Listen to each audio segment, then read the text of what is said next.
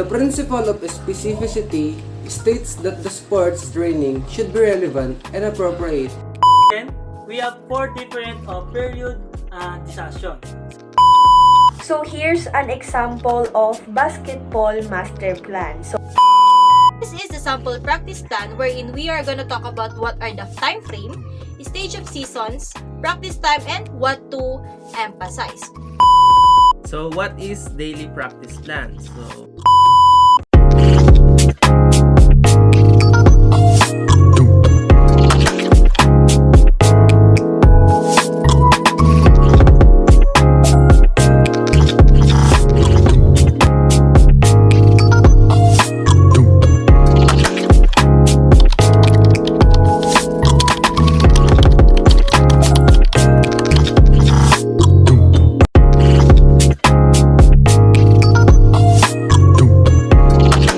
The principle of specificity states that the sports training should be relevant and appropriate to the sport for which the individual is training in order to produce the desired effect.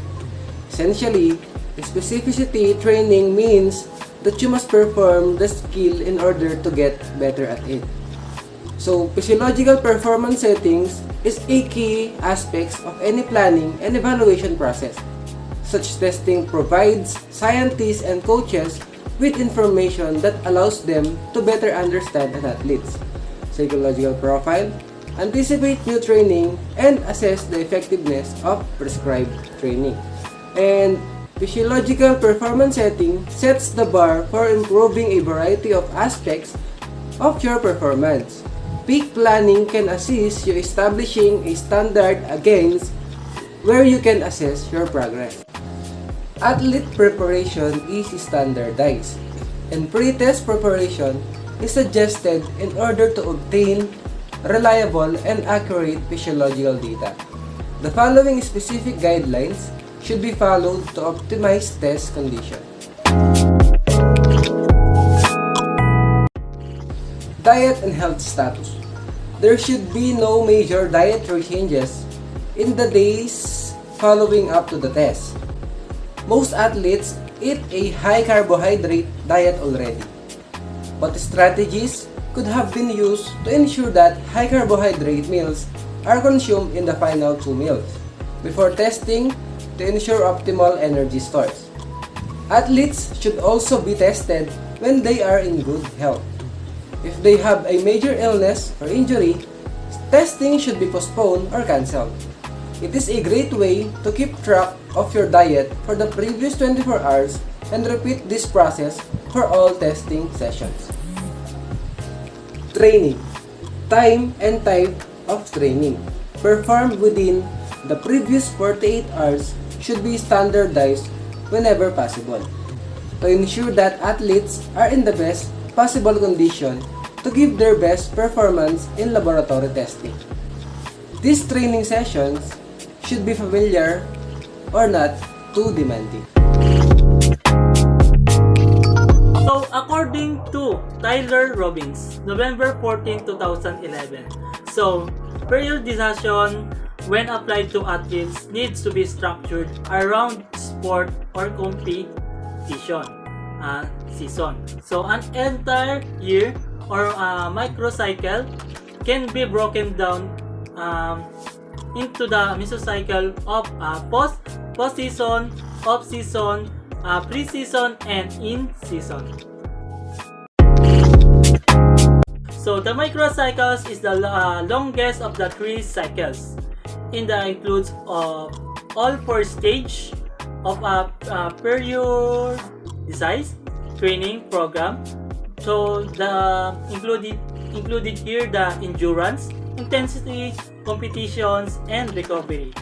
So the second one is the mesocycles. So the mesocycles represent specific blocks of training that is designed to accomplish a particular goal. Again, we have 4 different periodization.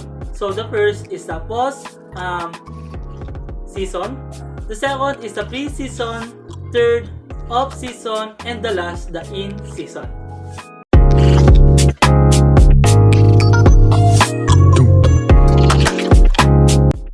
what is a postseason game? So the playoffs, postseason, and or finals of sport league are a competition played after the regular season by the top competitors. So to determine the league champion or similar accolade. Also, simply enough, this mesocycle is the place to allow either active or complete rest for the athletes since they just came off the long competition season. So the off-season, vacation time or close season in the time of the year when there is no official competition. And also, this largely consists of preparatory, so training, and can last of several weeks. So if an athlete's season lasts for a long period of time, so 16 to 24 weeks, there may even be time 2 cycles of their main microcycles. So the first is hypertrophy, second endurance, third basic strength, and the next is the strength and power. So pre-season is the time when team give prospect the opportunity to play in the game. So in order to evaluate their potential. So also this mesocycle contains in the late stage of preparatory period and transition. So in the athletes into competition mode, this is an essential transition from strength and conditioning training into sport-specific training. So in the in-season, this is where scheduling may need to get creative in order to schedule mesocycle or microcycles around competition, tournament, or the most important games and event. Let's talk about the samples of areas to be tested and trained. First, the maximum strength, amount of weight. Then second, the endurance, strength, and repetition. Third, the speed, strength, or power. The fourth is the reactive strength, speed. Then next is the lactate threshold or stamina. Then stability or balance. So maximum strength, amount of weight. So an athlete's diet should be similar to that recommended for the general public, with energy intake divided into more than 55% from the carbohydrate. So about 12 to 15% from the protein and less than 30% from the fat. So athletes who exercise strenuously, so for more than 60 to 90 minutes every day, may need to increase the amount of energy they get from carbohydrates to between 65 and 70%. So the next one is the endurance strength or repetitions. So the muscle in your legs are of course essential for running. It is the diaphragm that helps your lungs expand and bring oxygen to your muscle. So the next one is the speed, strength, power. So power and strength go hand in hand and both contribute to your athlete's development and success. So, but what exactly is this power? So that we are talking about, power is the ability to recruit many motor units into movement and to do so rapidly. This is simply means that we improve power your athletes is able to perform skills, exercise, and movement. So the next one is the reactive strength, speed. So choose the realistic goal for your event and then work on the running of speed that is faster than your goal or short distance. So teach your body to train as your goal And please show your coordination, confidence, and stamina are at the speed you want to be at to your work on your cardiovascular. Then capacity and maximum intensity. So level includes some light pace runs to allow recovery from the speed session. So the next one is the lactate threshold or stamina. So athletes may not have the perfect physique or bulk half muscle, but they boast of great stamina, which can be termed one of the greatest assets of human body can possess. So the last one is stability balance. So stability balance, staying injury free throughout the sports session, requires a proper stretching program. Flexibility is a key component to preventing an injury, and also stretching before athletic activity helps prepare the muscle for exercise. Stretching after exercise and has proven to be even more important for preventing injury.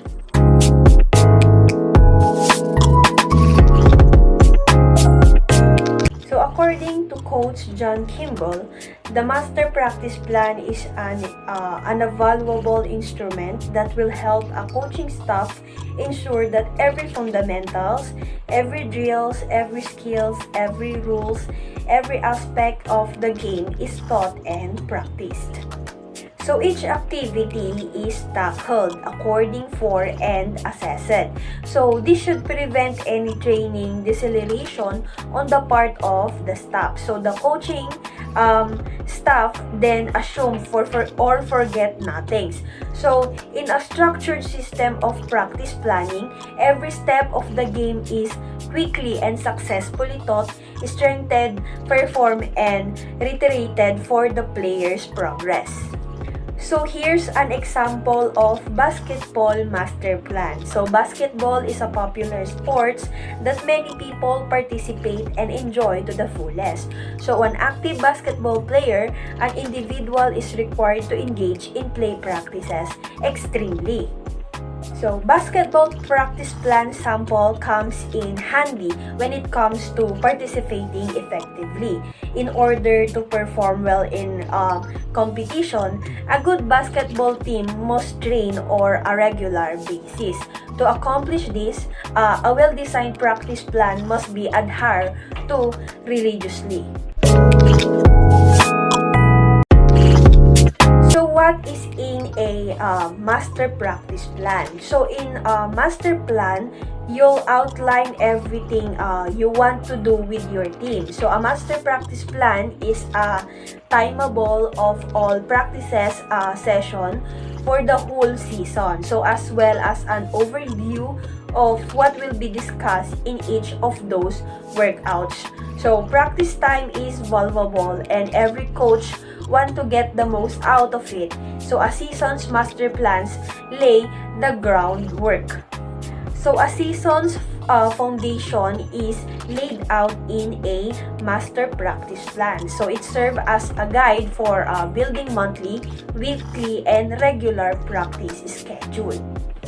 So as you can see here in this sample master practice plan about basketball, it indicates here the different drills that a coaching staff want to do with their team. So including here the individual offense drill, the team offense drill, the transition drills, the individual defensive drills, warm-up, shooting drills, and team defensive drills, and more.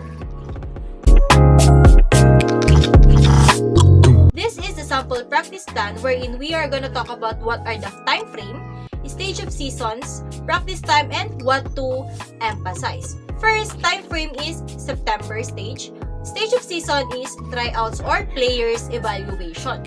In the span of 2 hours, you need to select 12 to 15 for your team, and you should pay attention if you have enough players with guard skills, forward skills, and center skills. And you need to focus on the player's arm length and reach than the height itself. And focus on evaluating fundamental skills and ability to understand your offensive and defensive system.